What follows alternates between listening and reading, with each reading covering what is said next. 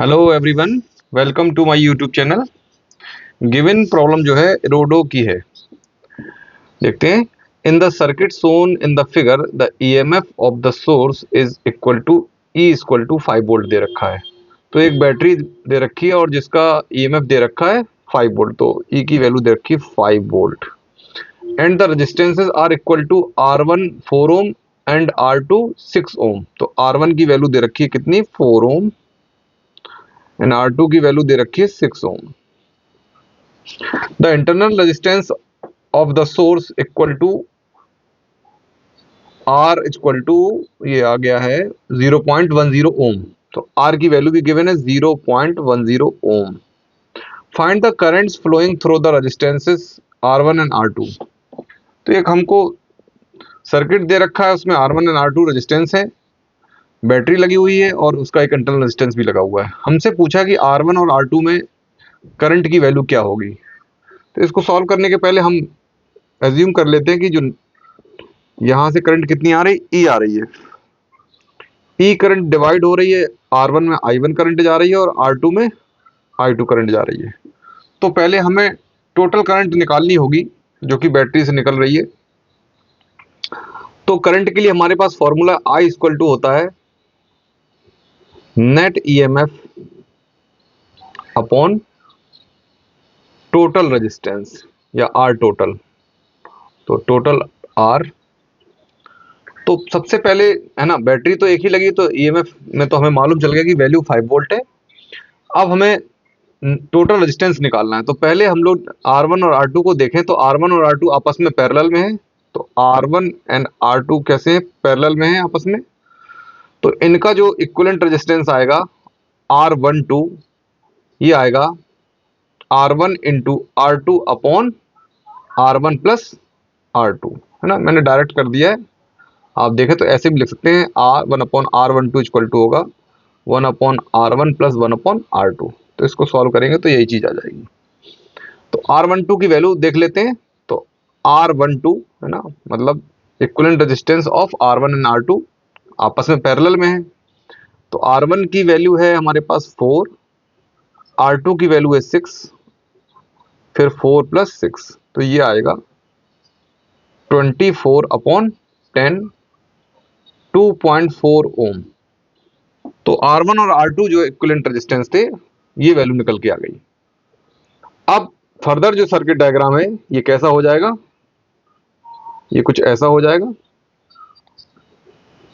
R1 और R2 की जगह हम लोग है ना सिंगल रेजिस्टेंस लगा देंगे जिसको हमने R12 नाम दे रखा, और उसकी वैल्यू आ जाएगी 2.4 ओम। ई की वैल्यू 5 वोल्ट है और यहां पर एक इंटरनल रेजिस्टेंस की वैल्यू भी दे रखी है, R इक्वल टू 0.10 ओम। तो अब ये जो इंटरनल रेजिस्टेंस और ये R12 है, ये आपस में कैसे हैं, सीरीज में। तो अब हम निकाल सकते हैं R टोटल इक्वल टू हो जाएगा R प्लस R12। R की वैल्यू हमें मालूम है 0.10 प्लस R12 की वैल्यू निकाली 2.4 ओम। तो R टोटल हमारे पास निकल के आ गया 2.5 ओम। तो ये वैल्यू हमारी R टोटल की निकल के आ गई। अब हम नेट करंट निकाल सकते हैं, कितनी करंट निकल रही है इस बैटरी से। तो I इक्वल टू हो जाएगा नेट ईएमएफ, हमको मालूम है एक ही बैटरी लगी तो हमें कुछ भी ग्रुपिंग नहीं करनी है बैटरीज का। तो ये आ गया 5 अपॉन 2.5, ये 2 टाइम्स जाएगा तो यहां से हमारे पास निकल के आ गया I की वैल्यू आ गई 2 एम्पियर। तो ये जो I की वैल्यू है कितनी आ गई है, 2 एम्पियर। अब ये 2 एम्पियर जो है, कुछ करंट जाएगी R1 में और कुछ करंट जाएगी R2 में। हमने उनको I1 एंड I2 मान लिया है, लेट कर लिया है। तो I1 और I2 की वैल्यू निकाल लेते हैं। तो अब ये काफी इजी हो गया। तो इसमें हम लगा देते हैं करंट डिवाइड रूल।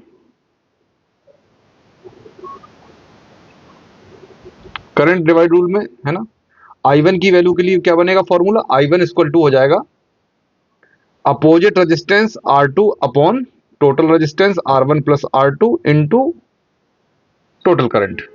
तो R2 की वैल्यू हमें मालूम है 6 upon 4 plus 6 into 2 ampere total current है। तो ये यहां से आएगा, I1 की वैल्यू आ गई हमारे पास 1.2 एम्पियर, ये आ गया। अब I2 की वैल्यू कैलकुलेट कर सकते हैं। I2 इक्वल टू है ना, I2 में देखें तो I2 ब्रांच R2 में जा रहा है, इसका अपोजिट रेजिस्टेंस क्या है, R1 है। तो R1 अपॉन टोटल रेजिस्टेंस फिर वही R1 plus R2 into total current जो कि डिवाइड हो रही है। तो R1 की वैल्यू है हमारे पास 4 अपॉन 4 प्लस 6 इक्वल टू हो जाएगा और इंटू 2, आई की वैल्यू 2 है तो यहां से ये वैल्यू आएगी हमारे पास 8 अपॉन 10। तो I2 की वैल्यू आ गई हमारे पास 0.8 एम्पियर।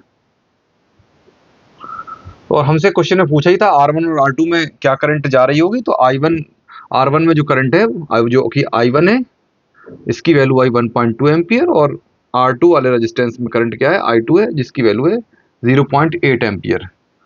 तो यही हमारे दोनों आंसर है गिवन प्रॉब्लम के।